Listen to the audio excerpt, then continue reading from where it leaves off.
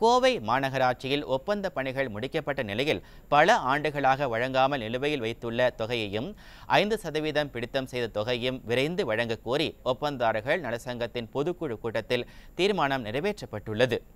கோவை மாநகராட்சி ஒப்பந்ததாரர்கள் நலசங்கத்தின் பொதுக்குழு கூட்டம் அவிநாசி சாலையில் நடைபெற்றது.